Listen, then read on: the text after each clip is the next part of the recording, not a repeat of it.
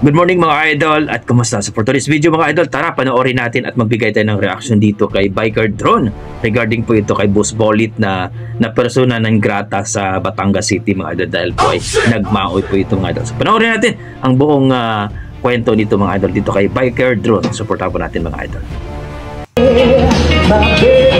Yung nanalo ng 1 million, bigay mo yung para sa kanila.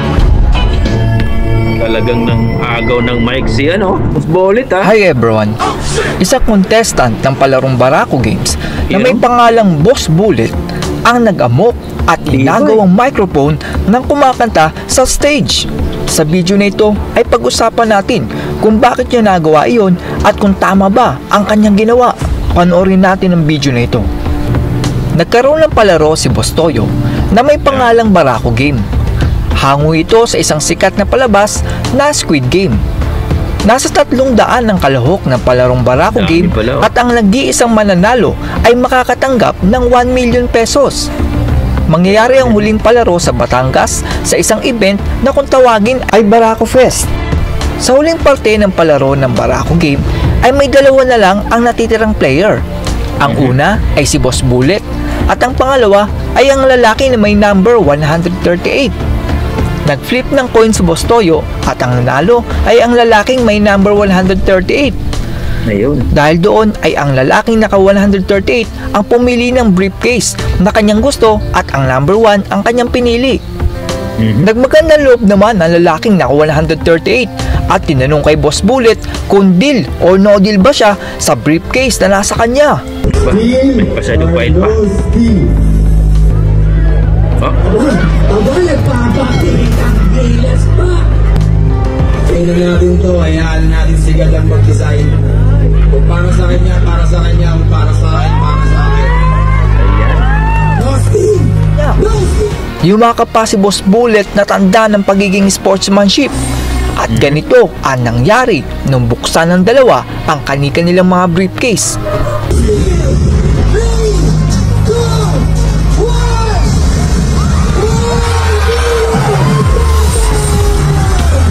Grabe, 1 million!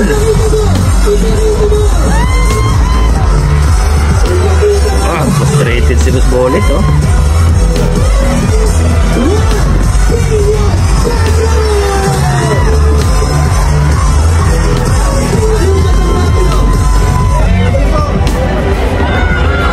Salamat po ko sa lahat.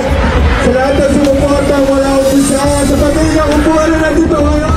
Kitang-kita natin ang frustration ni Boss Bullet dahil halos abot kamay na niya ang pagkapanalo. At sa 300 na sumali ay sobrang nakaka-down nga naman na halos dama mo na ikaw ang mananalo. Siguro dapat nagkaroon ng first place na prize kahit mga 200,000 tapos yung grand winner ang nasa 1 million para hindi nagkaganito.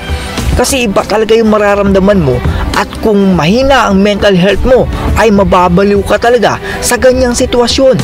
Next time siguro ang payo ko kung magkakaroon ng ganitong palaro ay magkaroon sana ng first place na papremyo.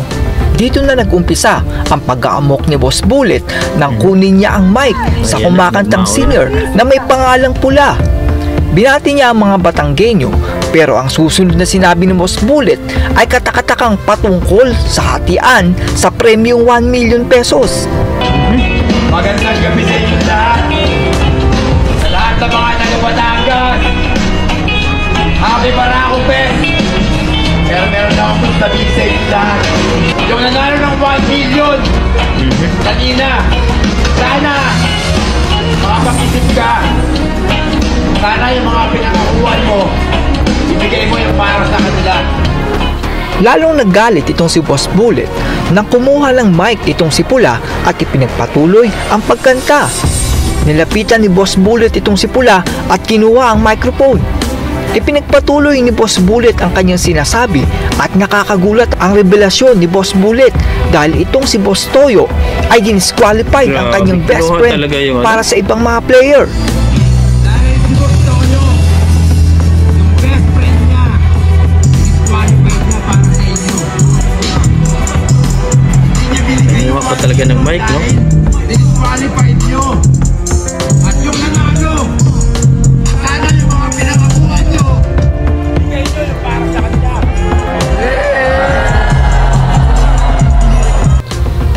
Na mapagtanto ng mga organizer na hindi kasama sa program ang ginagawa ni Boss Bullet, ay umakyat na ang mga bouncer at pulis. Habang nakatalikod ay ibinato naman patalikod ni Boss Bullet ang napakamahal na microphone. Grabe naman yan. Ayaw pong bumaba ni Boss Bullet at binalaksan ng pusasa ng mga pulis itong si Boss Bullet, pero nanlalaban nito. Sa huli ay bumaba rin itong si Boss Bullet at tila proud na proud pa siya sa kanyang ginawa. Hindi naman sinang-ayunan ng mga Batanggenyo ang ginawa ni Boss Bullet, at kahit sumisigaw pa itong si Boss Bullet ay parang walang pumapansin sa kanya. Ayon sa mga taga Batangas ay isang kabastusan at kalapastanganan ang ginawa ni Boss Bullet. At dahil doon ay pinatawa ng mga taga Batangas City itong si Boss Bullet ng persona non grata. Ibig sabihin ay itong si Boss Bullet ay hindi gusto at hindi na welcome sa Batangas.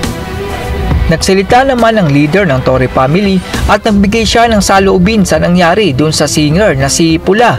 May mga nagsasabi kasi na scripted daw ang nangyari dahil mapapansin na parang hindi nabigla ang singer nung nakita ni Pula si Boss Bullet. Pakinggan natin ang sasabihin ni Tony Fowler. Ang dami ko nababasang comments, kaya pakiramdam ko bilang leader ng Toro family, kailangan ko po magsalita sa nangyari kahapon sa Barako Fest. Ako bilang leader ng Toro family, sobrang nabastusan ako. Ang bastos ng nangyari at masama po ang loob ko. Marami nagko-comment na hindi nyo alam kung saan siya nagagaling, kung anong dahilan niya. Para po kasi sa akin, whatever the reason is, hindi po yun sapat na dahilan para ikaw ay mambastos ng ibang tao na nagpe-perform at nagbibigay lang naman ng saya sa ibang tao. At pangalawa, sa mga nagko-comment, ito ang pinakadahilan kung bakit mo ako gumawa ng video. Kasi marami po nagsasabi na, oh my God, ginawa yan ng Toro family, scripted para umingay. Hindi ko po gagawin na bastusin ang festival ninyo. Hindi ko po gagawin na bastusin ang stage ng mga Batanggenyo para lang po sa aming ikakaingay. Narinig natin ang sinabi ni Tony Fowler. Sa tingin ko dito ay nagkaroon ng problema dahil ang nanalo ng 1 million pesos ay ayaw nang ihati pa sa iba pang mga player. Kung mapapansin nyo ay tila nagkaroon ng under the table ang mga player sa Barako game at napag-usapan nila na ihahati sa lahat ang 1 million pesos. Pero kung titingnan mo naman ay kung hatiin mo ang 1 million pesos sa 300 na tao ay nasa 3,400 na lang ang matitira dun sa nanalo. Kaya nga. Doon siguro napagpasyahan ng winner number 138 na hindi na lang ihati sa iba ang kanyang napanalunan. Dahil sa frustration at galit, nakamuntik ng manalo itong si Boss Bullet ay umakyat ito sa stage upang ipaalam sa nakararami na nagkaroon ng under the table ang mga player. Ang usapan marahil ay paghahati sa lahat ng player ang pera, pero ayaw nang ibigay sa iba ng player 138 ang 1 million pesos. Kung titingnan mo naman is karapatan naman talaga nung player 138 na sa kanya lang yung panalo kasi siya naman talaga yung pinakahuling nagpakahirap. Yun nga lang, nagkaroon kasi ng usapan sila na hahati-hatiin na lang. Ngayon kung ihatiin mo nga naman yun, wala nang matitila doon sa mananalo. Sa huli, hindi maitatama ng mali ang isa pang pagkakamali. Mali na hindi ibahagi ng player 138 ang 1 million pesos sa iba tulad ng usapan nila. Pero mas mali na bastusin mo ang kasayahan ng mga Batanggenyo para lang sa pansarili mong kapakanan. That's all everyone. Salamat sa inyong panonood. This is Jack and you're watching Biker Drone.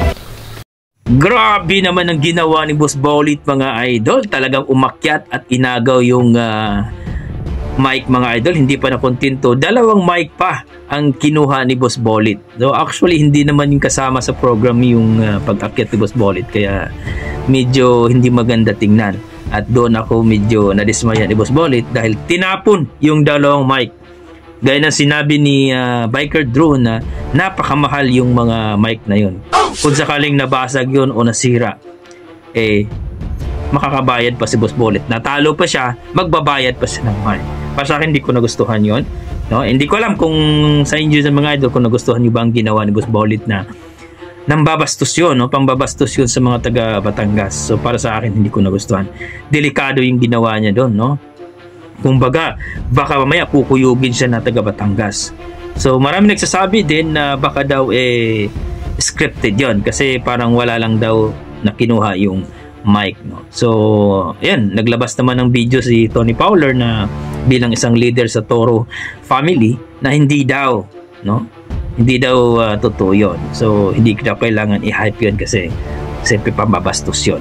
So para sa akin mga idol, yun lang yung ano ko, na kung mayroong pag-uusap naman, si Boss Toyo na yung mag-ano nun, kung para maibigay, no, para maibigay yung party ng yung mga kasamahan na kung totoo naman talaga na may pag-uusap na bibigyan sila. So para sa akin mga idol, hindi maganda yung ginawa ni Boss Bolit, delikado pa siya doon, pakakuyugin siya ng mga taga Batangas. So yun,